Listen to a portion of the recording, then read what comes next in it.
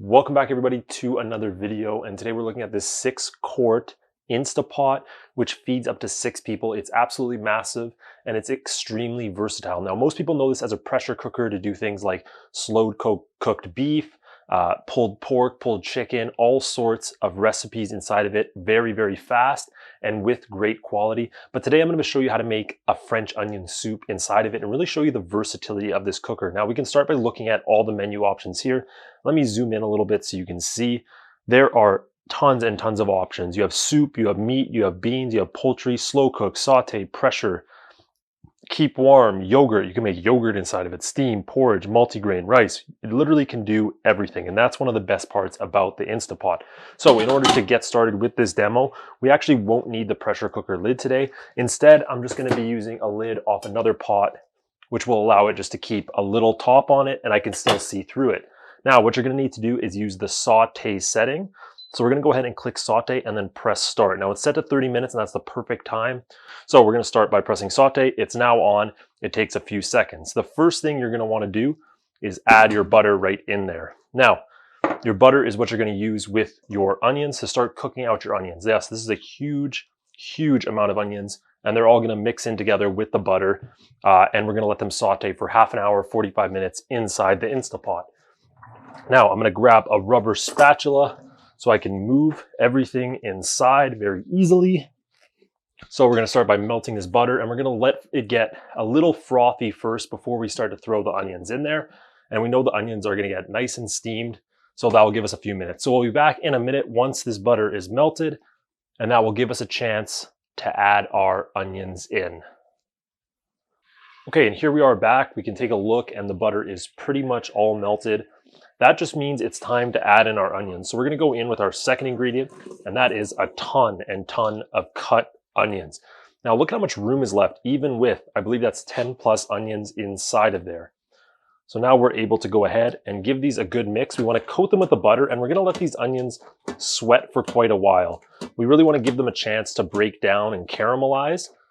But in order to do that, we do need to add some salt and then some sugar. Now this is going to help draw out the moisture inside the onions and also bring up any excess water and then allow it to caramelize and add a nice sweet and salty flavor inside of it. So we're going to let these go inside the Instapot now for about half an hour to 45 minutes, and then we'll come back and get started with our broth and our base. Okay, so our onions are officially done. I'm going to show you the top so you can get a good look at what they look like. Now we look at the bottom, it looks burnt, but that is just all flavor right there. So what we're going to do now is deglaze this with some broth. So I have some vegetable broth here, I have some beef broth here, but we're just going to pour some in. And this is going to help us deglaze the bottom before we add the rest of our ingredients. And then do a nice little pressure cook. That's right, we're gonna utilize two functions of this. We did the saute method, which gave us these beautiful onions. Take a look at those. And now we're gonna use the pressure cooker to finish all of this off. So now let's add the rest of our ingredients inside before we start and finish off our soup. So we're gonna add some Worcestershire. I just had a few shakes in there.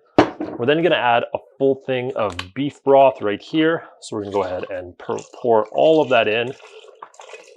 I know it looks like a lot, but a lot of this is gonna evaporate off. Okay, so we're gonna add our beef broth in there. We're then gonna add a few bay leaves. We're gonna throw those right in there. I then have some fresh dried thyme. I'm just going to take some of that. Now, some people do use red wine. I didn't do any red wine in here. You can use that to deglaze if you want. I kept it with no red wine this time. We're then going to add some pepper directly into our pots. And I'm going to add a little bit more broth. That's just a little bit more veggie broth. And then we're gonna bring it on top, give it a mix. I know it looks soupy, but like I said, keep in mind this is gonna cook down and just become all flavor right here. That's right, look at that. That looks delicious. There we go. And now you can hear the nice beep telling you that it is indeed closed. Now we're gonna make sure our valve at the top is closed. You can see there's a venting setting right there, and then there's a closed. We're gonna make sure it is closed. That means the pressure is going to be able to build up inside. Now you only want to do this for 5 minutes. We're going to put on a pressure and we're going to lower that time all the way to 5 minutes. So it really does not need to be in there for that long for this process. And then we're going to let some of that liquid cook out after. All right, so we just got the end timer. Now the thing you're going to know about the pressure cooker, you cannot open the lid while it's pressurized. So don't worry about that. What you want to do is you want to take your little steam valve right here and we want to flip that and start releasing some of that pressure. So you can feel all that steam come out. It's not hot, it's like warm at most. Now I wouldn't keep yourself on there, but we're gonna go ahead and release that and just let it go.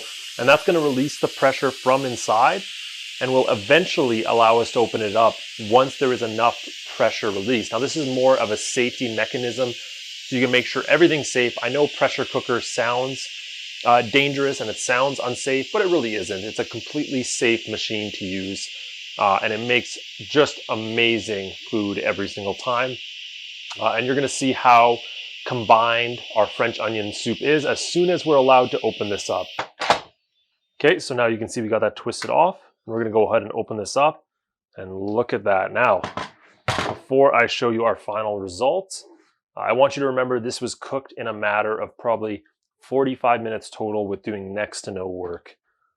And look at that French onion goodness. Now, what I would suggest doing is cooking this down just a little bit more so you can leave the lid off and put it on warm or simmer.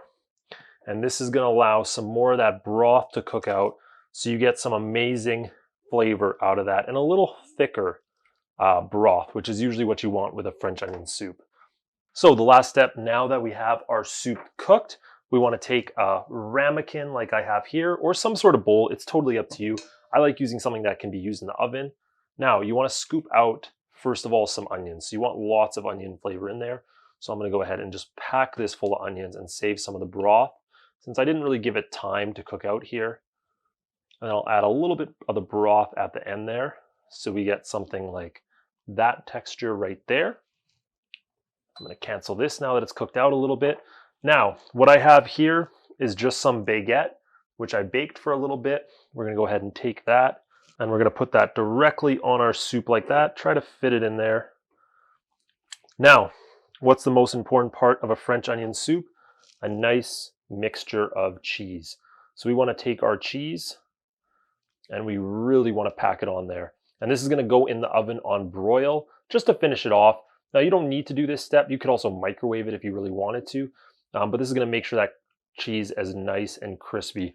And I'll come back and I'll really give you a good look of what it looks like with all this cheese melted and that nice baguette just kind of soaking up all that delicious broth. Okay, so you can now see that this was in the oven just on broil.